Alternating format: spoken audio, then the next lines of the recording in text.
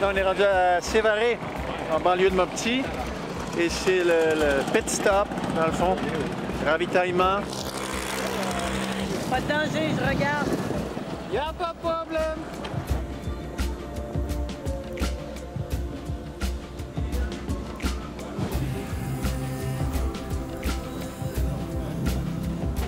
Frank, il y a des œufs. 2 pommes. 2 pommes. Ça, oui. Ah, ça, c'est bon pour vous. Qu'est-ce que tu fais là, Alain? La dame m'a demandé des sous, mais je n'ai pas donné de sous, moi. Je préfère acheter de la nourriture, comme ça va être bien dépensé pour la maison.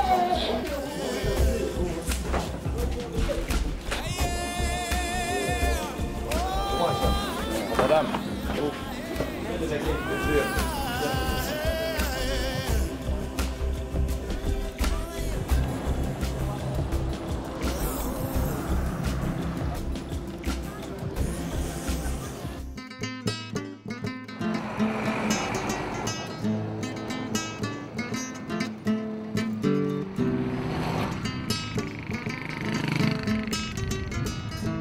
Maintenant, on est rendu à Sévaré, en banlieue de Mopti.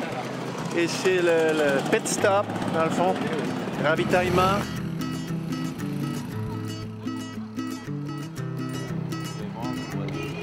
En pinasse, non, mais on vient de finir d'acheter, on a acheté beaucoup, hein? C'était beaucoup. À où? Dans le pays d'Ogon. Pas comme ici. Je ne peux pas acheter de chaque vendeur, c'est impossible. Doucement, doucement. Les Canadiens, les dollars, c'est très fort. Les banques, c'est fort. Mais aider les gens, c'est mieux comme ça. Ben, c'est ça. Ouais. 25 000. Non, là, Alain, je te laisse aller. Ça va? C'est sûr que ça va?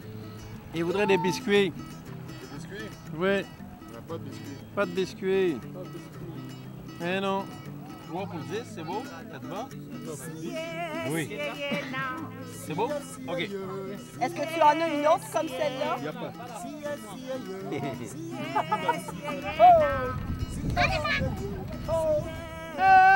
Macarena!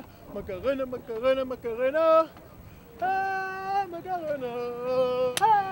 Macarena! Continuer mon programme de mise en forme et d'intégration. Transmission de culture, tu sais, c'est un bel objet de notre culture, la Macarena, hein? Tout à fait québécois.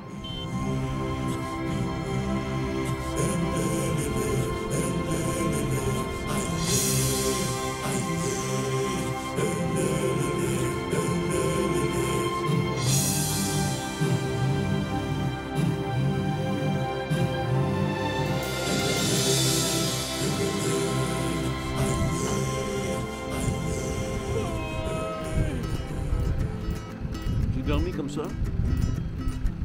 Au moins 10 minutes. Ben voilà, on est arrivé à Kona, on est au bord du fleuve Niger, où on va prendre une pinasse et on va être transporté par la pinasse pendant 2 jours. On va s'arrêter pour visiter des villages, s'arrêter pour camper. Ben oui, on est arrivé, on recherche parmi tous ces bateaux et ces pinasses, on recherche la nôtre. Et si on regarde l'état du fleuve Niger, c'est un fleuve qui rend de grands services ici aux gens. Les gens viennent ici, font du commerce. Les gens se lavent ici, les gens font la lessive ici, les gens lavent leur voiture dans le fleuve. L'eau, c'est vraiment un problème ici. C'est un enjeu très important. C'est difficile de trouver une eau saine. Et puis, il y a des problèmes de déchets. On voit des déchets partout autour. Il y a une drôle d'odeur qui règne ici. D'ailleurs, je fais attention où je marche. J'imagine qu'avec le temps, on va arriver à... Il va falloir trouver des moyens pour garder le fleuve en santé, parce qu'à un moment donné, il ne pourra plus rendre les services qu'il rend à la population. Ah oui, ça sent la fosse septique. Oui. Oui. Oui, je me demande à quel point ça va sentir ça pendant les 2 jours sur le bateau. J'espère que le vent va être sens contraire, ça va nous aider. Tempête d'odeur de poisson, puisque nous sommes, n'est-ce pas, dans le port de Kona. En partant, nous allons rejoindre le fleuve Niger. Voilà, donc là, on est en train de charger nos bagages. Encore une fois, on part à l'aventure. J'y ai à 2 jours en bateau. Ça va être bien. Non, ça change du camion, ça change du camion, ça change la marche. Fait que c'est bienvenu dans le voyage, c'est bien pensé. de faire varier comme ça les façons d'être transportés, moi j'aime beaucoup. Nous allons nous embarquer sur la pinasse pour une belle balade de pinasse pendant 2 nuits. Vous allez voir ce que ça va donner.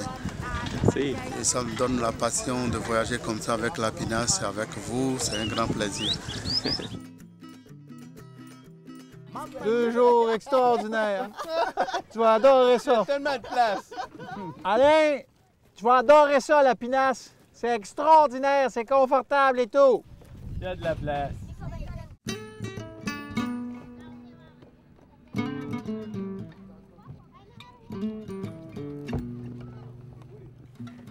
Tiens, il y a quelque chose qui passe.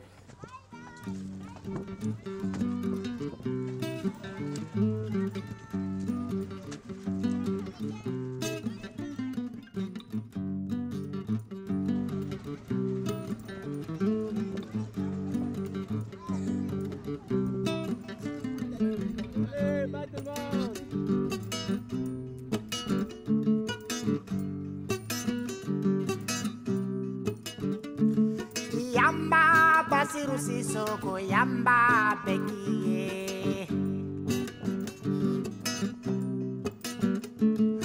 Yamba basiru sisoko yamba bekiye.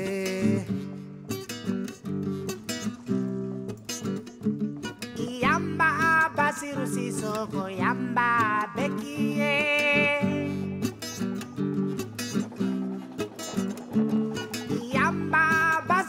Soko yamba bekiye.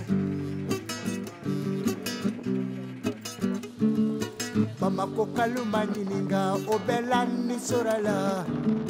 Kamiye kaluma nyininga obela ni sorala. Kali kaluma nyininga obela ni sorala. On mange des pâtes avec une sauce à la sardine. Yamba basiru sisoko yamba bekiye. Merci Charles. C'est bon.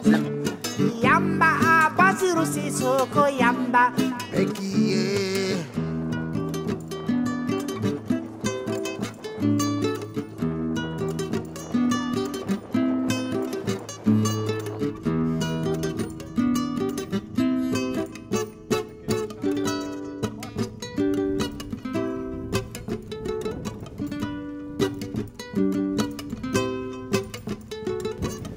Là, on vient de s'arrêter sur le bord du fleuve Niger, dans un petit village Bozo.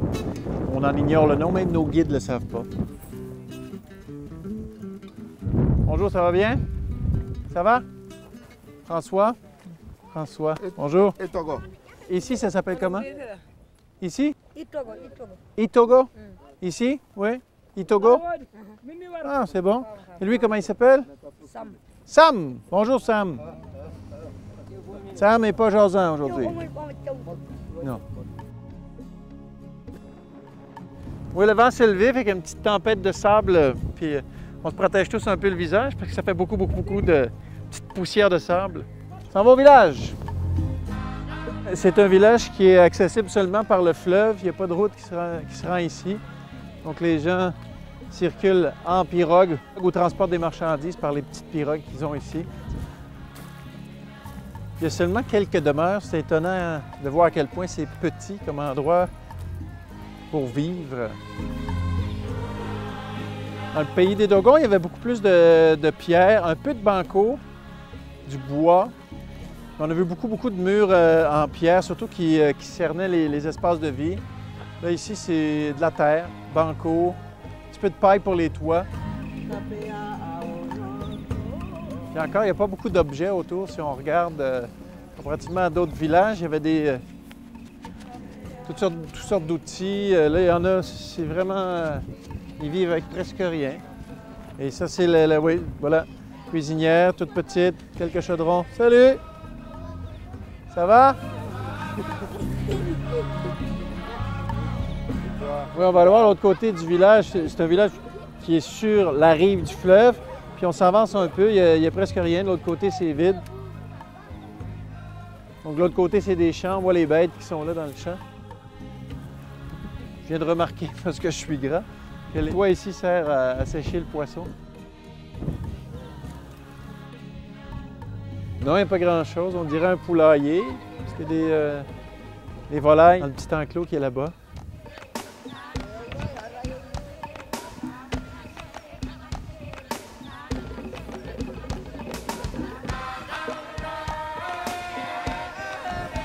Alors on voit, c'est un petit village bozo. Il y a plein d'enfants. C'est lundi. Donc, est-ce qu'ils vont à l'école? On leur a posé la question. Oui et non. Les villages sont tellement éloignés qu'il y a des enfants qui viennent vivre ici. Et une fois de temps en temps, on les envoie à l'école. Donc, c'est pas plus organisé que ça. Regarde, il va te montrer ton visage. Regarde ici. Ils vivent aussi avec des peuls. Donc, il y a les bozos et les peuls qui vivent en harmonie. On voit en arrière qu'il y a des rizières, donc ils sont pas mal pris, c'est-à-dire qu'ils sont riches d'une certaine façon, cultivent le riz. Là, à cette période-ci de l'année, la récolte a été faite, ce qui reste, c'est pour les animaux. Et il y a d'ailleurs énormément de bêtes, il y a des vaches et des bœufs qui sont là en train de se nourrir dans la rizière. Et sinon, il y a le fleuve qui est là et qui leur donne des poissons.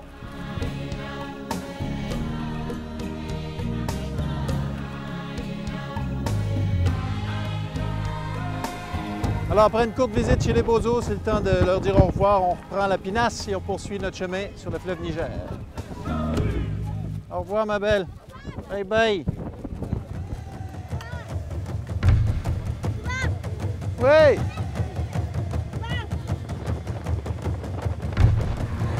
À Ségou, il y aurait 4445 balanzas, dont un qui serait rabougri, tordu et magique. Et il y en a un ici sur le bord du fleuve. Je me demande si c'est lui.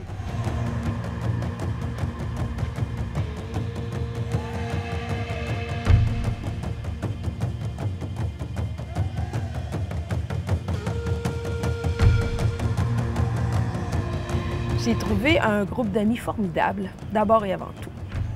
J'ai trouvé en deuxième lieu des paysages, des gens, une vision du monde que je n'avais absolument pas, auquel je ne m'attendais absolument pas.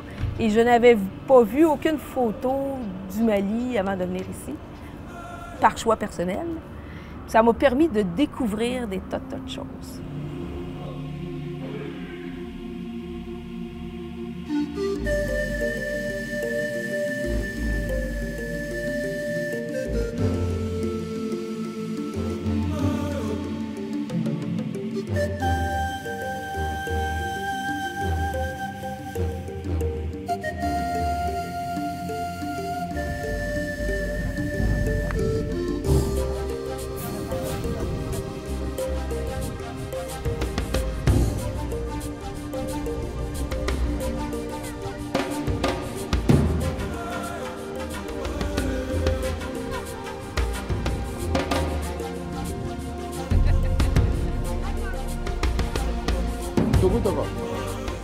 Dogo, hein?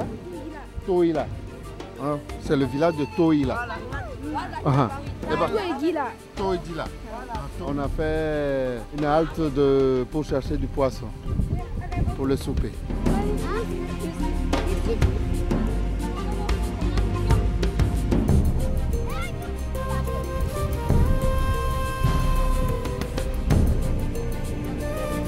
Bienvenue sur l'île. Oh, merci. L'île du bonheur, sûrement. L'île du vent, assurément. Ils sont en train de négocier notre souper, ils achètent le poisson qu'on va manger ce soir. Hein?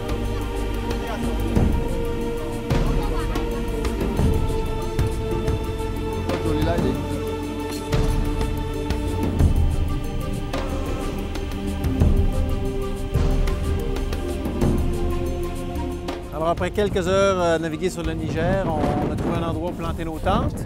On s'est installé là. D'abord, on va monter les tentes, faire un petit feu et on va manger le capitaine. Pas le capitaine du bateau. C'est un poisson! C'est notre souper.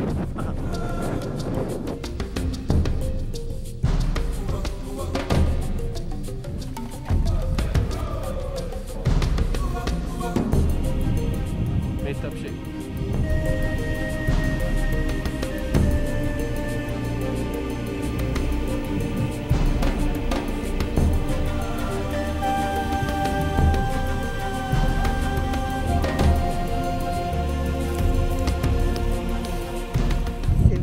nowhere.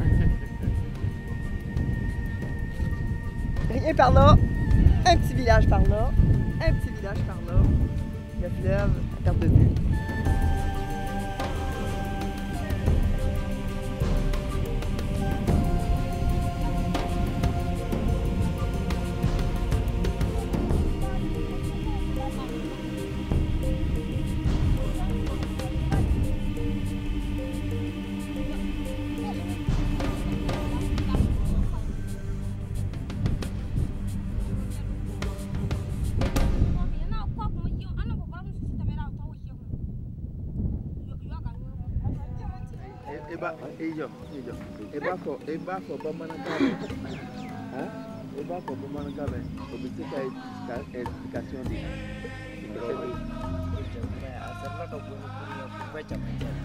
Donc, ce qu'il a trouvé comme solution, c'est d'amener la pirogue jusqu'au milieu du fleuve.